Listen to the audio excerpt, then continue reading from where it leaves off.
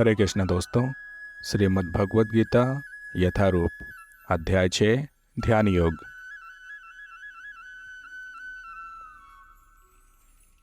आज से हम श्लोक 33 से आगे बढ़ेंगे। इससे पहले वाले भाग में हमने भगवद गीता के श्लोक 32 तक पूर्ण किया था। आइए श्लोक 33 से हम आगे बढ़ते हैं, जहाँ पर अर्जुन भगवान श्री कृष्ण से कहता है, हे मधुसूदन, आपने जिस योग पद्धति का संक्षेप में वर्णन किया है वह मेरे लिए अव्यवहारिक है तथा असहनीय है, क्योंकि मन चंचल है और अस्थिर है। चूंकि मन चंचल भी है, खठीला भी है और अत्यंत बलवान भी है, अतः मुझे इसको वश में करना वायु को वश में करने से भी अधिक कठिन लगता है। फिर भगवान श्री कृष्ण अर्जुन को उत्तर देते हैं और कहते हैं, हे कुंती पुत्र, निसंदेह चंचल मन को वश में करना अत्यंत कठिन है, किंतु उपयुक्त अभ्यास द्वारा, विरक्ति द्वारा ऐसा संभव है। जिसका मन चंचल है उसके लिए आत्म साक्षात्कार कठिन कार्य होता है, किंतु जिसका मन संयमित है, जो सचमुच उपाय करता है, उसकी सफलता अटल है। ऐसा मेरा मत है। फिर अर्जुन प्रश्न करता है भगवान श्री कृष्ण से, कहता है, हे कृष्ण, ऐसा व्यक्ति जो प्रारंभ में श्रद्धापूर्वक आत्म साक्षात्कार की विधि का ग्रहण करता है, किंतु बाद में भौतिकता के कारण उससे विचलित हो जाता है और योग सिद्धि को प्राप्त नहीं कर पाता, ऐसा असफल योगी का अंत क्या होता है? अर्थात ऐसा असफल योगी की गति क्या होती है?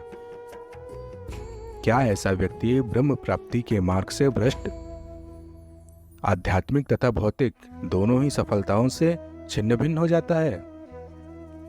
क्या वो बादल की भांति कुछ समय के लिए आता है और खत्म हो जाता है, जिसके फलस्वरूप उसके लिए क्या किसी लोकों में कोई स्थान नहीं मिलता?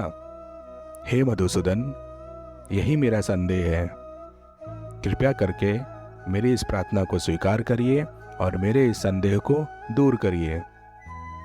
मुझे लगता है कि आपके अतिरिक्त मेरे इस संदेह को, मेरी इस शंका को कोई दूर नहीं कर सकता। फिर भगवान श्री कृष्ण अर्जुन को समझाते हुए कहते हैं, हे प्रथापुत्र, जो व्यक्ति कल्याण कार्यों में निरत होता है, ऐसा योगी का तो ना इस लोक में ना परलोक में विनाश हो सकता है। हे मित्र, भलाई करने वाले कभी बुराई से पराजित नहीं होते।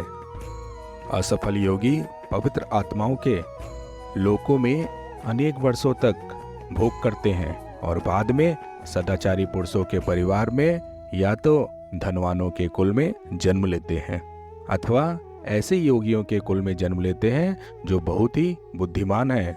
निश्चय ही अर्जुन, ऐसा जन्म अति दुर्लभ है। हे कुरुनंदन, ऐसा जन्म पाकर वह अपने पूर्व जन्म की दैवी चेतना को पुनः प्राप्त करता है और पूर्ण सफलता प्राप्त करने के उद्देश्य से वह आगे उन्नति का प्रयास करता है। अपने पूर्व जन्म की दैवी चेतना से वह ना चाहते हुए भी स्वतः योग के नियमों की ओर आकर्षित होता है। ऐसा जिज्ञासु योगी शास्त्रों के अनुष्ठान से परे स्थित होता है और जब योगी कलमश से शुद्ध होकर सच्ची निष्ठा से आगे प्रगति करने का प्रयास करता है, तो अंत में अनेक जन्मों के अभ्यास के पश्चात सिद्धि लाभ करने का परम सौभाग्य प्राप्त होता है।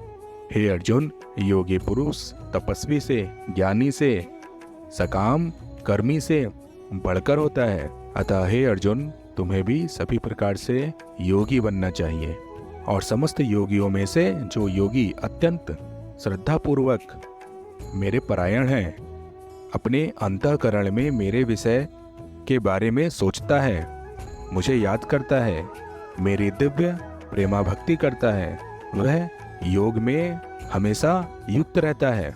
ऐसा व्यक्ति सर्वोच्च है और अंत समय में मुझ भगवत धाम को प्राप्त होता है। ऐसा मेरा मत है अर्जुन। अतः हे अर्जुन, तुम्हें भी योगी बनना चाहिए और मेरे लिए कर्म करना चाहिए। इस प्रकार श्रीमद् भगवद गीता के 6 अध्याय ध्यान योग का भक्ति वेदांत तात्पर्य संपूर्ण हुआ। हरे कृष्णा हरे कृष्णा हरे कृष्णा।